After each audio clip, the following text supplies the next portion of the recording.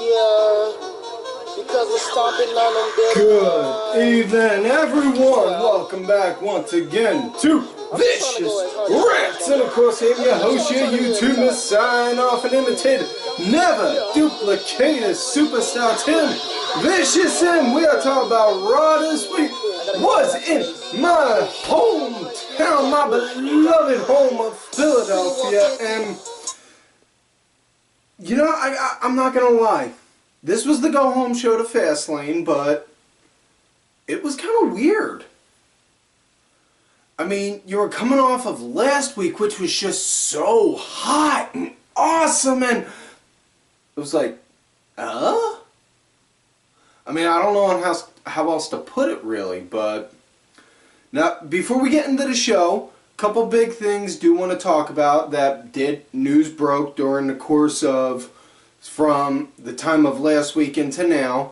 First and foremost, it was announced this morning, as of this morning of this recording, Tori Wilson is going into the WWE Hall of Fame. Congratulations to her. And honestly, if you're gonna sit there and say, oh well, she didn't do nothing to deserve it, she's just getting it because she was just there as a sex doll, she did Playboy, this, that, and the other. Yeah, she did.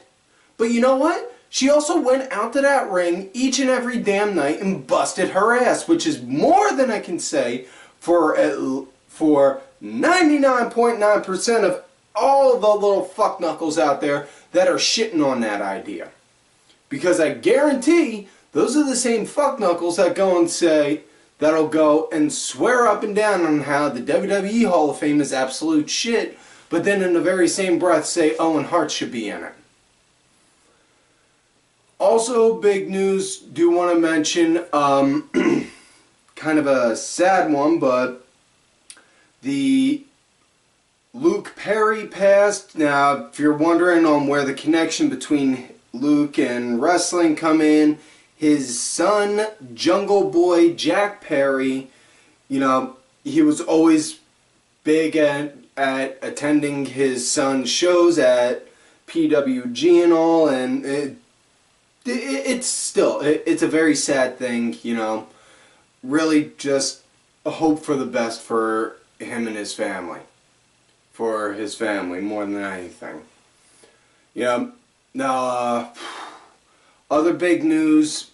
Now, while speaking of Jungle Boy, seeing as how he signed with AEW, they did also announce they are doing a show in this coming summer in Jacksonville, Florida. So, now I'm starting to get a little more interested in it because, you know, they're starting to show, they're building more and more shows. And that's the thing. You know, if you just have one show, okay, well, what else do you got? You know, now you're showing that, hey, not only do we have this show right here coming up, Double or None, we got this one coming up too next. And then, you know, and now they're starting to build more into it, so now it's starting to become more interesting. Now, aside from that, the last note on any type of news is apparently the rumors and gossip circling around is that the reason why Arn Anderson was let go is not because of, like, what I was saying last week, because of, you know, hiring a whole bunch of new producers, but apparently Alicia Fox showed up at a house show pissed drunk, and Arn was her agent and had her go out and perform anyway, and I don't know. I take that with a grain of salt because, one, it's from Wrestling Inc., and them guys just come off way too bitter, you know, for me to take serious on any type of news. Two, more than anything, that just doesn't seem like something Arn would do. I mean, back in the day, yeah, but nowadays, 2019, that doesn't seem like something he would have done, you know? But, yeah, take everything, you know, take all rumors with a grain of salt. That's the key thing. Now, with that said, let's get into this week's show. Starts off with Roman coming on out, addressing the audience, saying, not yesterday, shit. Botch. First botch of the night. Last week was the announcement. This is the comeback. You know, and he was Roman basically hyping up on how, saying he's now back, he wants his yard back. And then he asked Seth to come down. He said, you know, he's building up Seth for his match against Brock at Mania, and then says, I want one last thing. I want one thing. I name it, brother. I want the band back together one last time. You know, when I said anything, I wasn't expecting that. You know, talking about, and then Seth talking about, listen, you expect me to be okay with Ambrose after what he did that night when you gave that announcement. You know, I can't, no. But eventually he said yeah, and then they asked Dean to come down to go and say it. And just as Dean walked out and looked like, about to say something, wham! Elias cracks him with a guitar. That leads to a match later on in the night. Now, during the course of the night, they do wind up talking about also Seth and Roman wind up talking to Dean, saying, come on, man, just get the band back together one last time. We ain't got much, you know, ain't no guarantee for tomorrow. Let's just go and do this. Basically doing that. Now, we'll get into the fallout from all that after the Ambrose-Elias match, but right now, let's get to the first match of the night. 6-man tag action. Finn Balor, Kurt Angle, Braun Strowman going against Baron Corbin, Bobby Lashley, and Drew McIntyre. And Braun, he came out looking pissed. Which, God, I absolutely fucking love, because he's a, you know, you don't want to have the big giant monster looking like he's going for sympathy. No. Have the big giant monster be pissed. You know why? Because he's a fucking big giant monster. That's what makes sense. You know? Have the big giant guy be pissed off when he's out there, wanting to go and rip someone's head off and shit down their neck. You know? Actually, let's take that idea away, because I'm pretty sure Vince would find a way to have that done if he could, creatively. Oh, God damn it! We'll have Strowman go out there, rip off his head, and then he'll shit down his neck. Yeah. I could just picture Vince pitching that kind of an idea. God, my brain is seriously fucked up. Okay, moving forward, let's get back to the match. Like I said, Strowman, he was looking pissed. Really decent. You know, Finn wound up getting tagged in. Finn wound up working as the team punching bag until Kurt got tagged in. Kurt, he cleaned up house pretty good. And then, you know, wound up cleaning house pretty good. And then wound up becoming, then wound up getting beat down on until the break. After the break, you know, the heels, they were starting to lead a little, but how the match wound up coming to an end. Strowman, he winds up, Finn is in the ring, working. Angle's knocked out. Strowman, he goes to try to run interference, goes to try and take out, he actually does, he goes to take out Leo and actually spears him into the timekeeper's corner, which takes Strowman out of the equation as well. Finn tries to fight back, but winds up getting a spear by Bobby Lashley. 1, 2, 3. That is it. So they win. And then they proceed to beat the shit out of Finn and Kurt Angle afterwards. So next up, we got women's action. It is Natayla going against Ruby Riott, saying this is a rematch based on last week because of Becky interfering. So now we're getting in. This was extremely short-lived. This was the piss break. Natayla wound up getting a win by countering a roll-up with a roll-up, and that was it. So, yeah, just... Yeah. Just as quick as the bell rung to start the match and end it, basically. Next up, we got Heavy Machinery doing a gauntlet match This came to be because Heavy Machinery wound up seeing a video from earlier in the day where the Ascension, the B Team, Ryder and Hawkins, they were all making jokes about Otis, saying, on how he's, how he's a bit of a bigger guy, but and pretty short, So, yeah, and Otis wound up saying that hurt his feelings, and because they hurt his feelings, he's going to inflict that pain on them. I've known guys like that, and that's not necessarily a good thing, but yeah. Heavy Machinery, first up, they go against the B Team. They take them out relatively quick, and then come the Ascension, which honestly is where the meat of the match is. That's where the meat on the bone is in this match, because the Ascension pretty much gave them an actual match. They wound up taking them out, obviously, and then they killed Ryder and Hawkins, and yeah, that was it. And a lot of people were shitting on this, saying, "Oh, what's the point? What's the point?"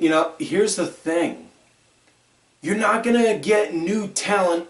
You're not gonna establish new talent and get them over unless you get them fucking on TV. You're going to put them on, I want you to think about it in this perspective.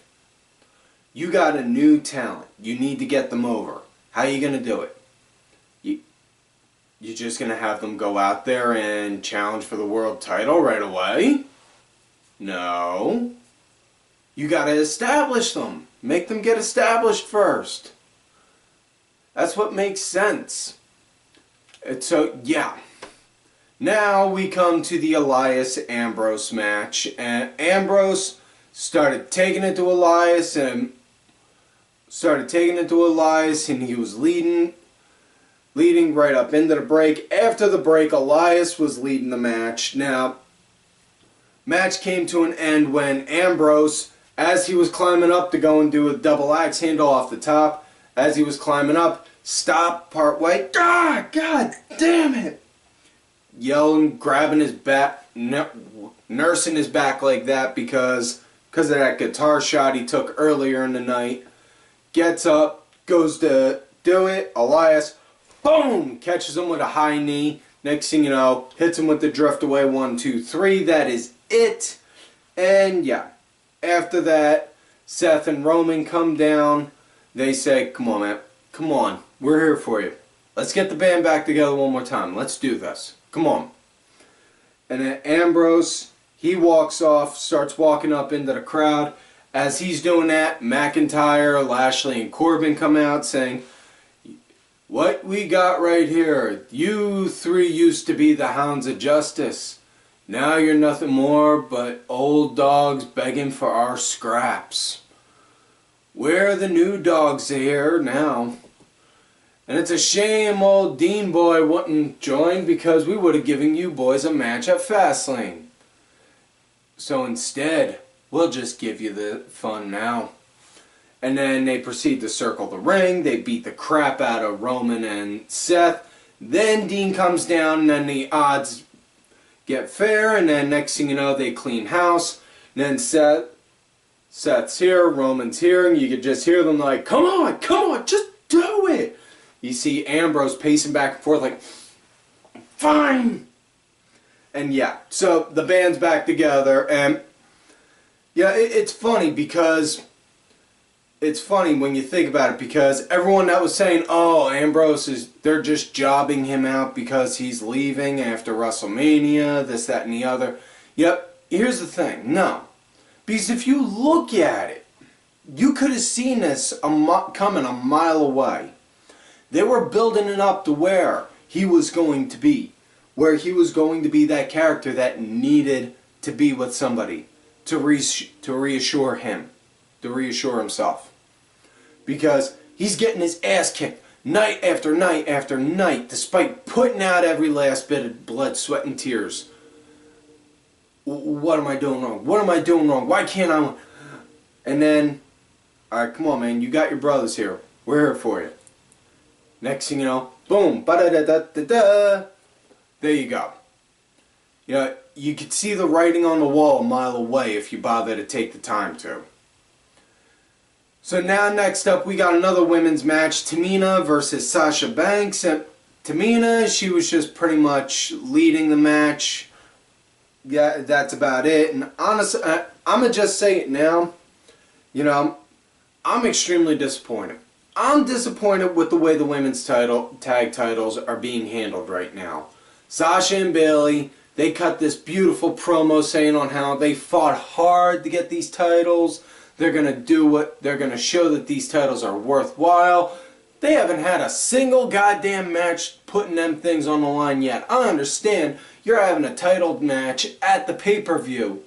But goddamn, you can't come out Monday night say, we won these, we want to show that we are this damn good to hold these. Why don't we bring some, why don't you bring two people out, we'll give you a shot right now. Just something, you know? Anyways, yeah, this was another filler match. Came to an end pretty much. Tamina, she hit a super kick on Sasha. 1, 2, 3. That was it. And yeah, so that pretty much solidifies that Sasha and Bayley are going to win on Sunday. So now we come to the main event of the night. Not the closing segment though. We'll get to that after this match. The Revival going against Ricochet and Alister Black for the Revival's Raw tag titles. And this really nice pace and start. Dug the hell out of it. Really nice. Revival, they were leading right into the break. After the break, you know, eventually Ricochet, he caught the hot tag. And man, he cleaned house. He was doing good too, man. I absolutely freaking loved it. And you know, as the match is going on, I'm thinking, I could actually see these two with the tag titles at some point. Huh. That could work. But alas, it did not come to me. Not come to be. It's another damn botch. Match wound up getting thrown out in a DQ because Roode and Gable, they came out, attacked the Revival, which gave the Revival win via a disqualification. And Roode and Gable then argued with Ricochet and Black, which then led to a brawl. So, yeah. You know, we were all bitching saying Bobby Roode was better when he was Bobby Roode was better with the glorious bit when he was a heel, when he was so much better when he was a villain, this, that, and the other. Well, asking ye shall receive. Now we got him, and not only that, now we got Chad Gable as one as well. So now we can get that snide, cocky American Alpha asshole Chad Gable back. Now we come to the closing segment of the night. It was said earlier in the night via Stephanie McMahon that due to Ronda throwing down the title, it was then relinquished. So she is going to lift Becky Lynch's suspension, provided she comes out to the ring, signs a non-compete waiver saying that even though her knee is injured, nothing can be done against the company if further injury does occur. Again, and saying that she's going to have a match against Charlotte at Fastlane. So then they come out, they cut promos, they talk about on how they're going to kick each other's ass. Becky signs the paper. Just as Steph is about to say, well, now it's official. Then out comes Ronda Rousey in her power walking angry face. Sorry, I just attacked a fan on the show. And then she comes out saying, vacant? No, that's not vacant, that's my title. Give me back my title. Man, fuck that shit. Honestly. Fucking Ronda Rousey had a hissy fit, threw the title down, said figure it out then, and then left. That's no different than when my son says, I can't do this, when he's trying to draw a comic book, throws the pencil down and says, I'm done. If he's going to get pissed at me because I put that shit away, dude, you said you were done. No. If you were done, you don't walk away. If you want to stay champ, don't throw the fucking belt down in front of your boss and say, I'm out. It's the same fucking principle. But yeah, she wound up doing that. Next thing you know, she comes out bitching, saying on how she wants her title back. Steph's like, alright, fine then. But we still got to do business, so we're still going to have Becky Lynch versus Charlotte. But Becky, if you win, you're going to be added to the match at WrestleMania. So it'll be a triple threat. And then afterwards, Ronda winds up getting pissed. Cuts a very horrible promo saying on how she's done trying to entertain and please fans and this, that, and the other. And then proceeds to beat the shit out of Becky Lynch. And puts her in an armbar, let's go. Puts her in an armbar, let's go. Puts her in an armbar, let's go. I made zero sense. Like, okay, you're a combat sport athlete. You were trained, you said yourself, you were trained at a young age on how to be able to hurt someone and break bones. Why would you put a submission on that can break a bone, let go, and just to do it again? Somebody really needs to teach this kid. So yeah, that is it for this week's show, folks. So, like all normal, do not forget to like the video, subscribe to the channel, go back, watch some of the other episodes. Make sure you look for me on my Twitter at Tim Vicious. Do also have another account, Tim_Vicious. If I get ghosted or put in Twitter jail, make sure you also look for me on my Facebook gimmick, Tim Ash. That's just if you're gonna look for me on my Facebook gimmick, let me know you found me on there from here on my Twitter at Tim Vicious. So I don't think you get your creep drum going. Also, folks, do not forget to follow all of these cool ass cats right here on the Twitter. Axel Mulligan, Kenny Killer, my good brother. I am Danny Sunday, DSB_IB, Cranky Grandpa, Dazzy MWP, and Sergeant Curry Pants. Big ups and thanks to my executive producer, Alva Ben, who provided the music for this week's show. Make sure to check it out. His music's on iTunes, Spotify, and such details are down below. If you want one of these Sweet Ollie Rewind shirts, hit me up and I'll talk to the man for you. Show that man some love and support. He busts his ass to help this show. You guys should at least show him some thanks too. And folks, like I always tell y'all, you love me great, you hate me. Ain't about nobody, it's business. Some of you have meaning, life is creeping up, I'm finished.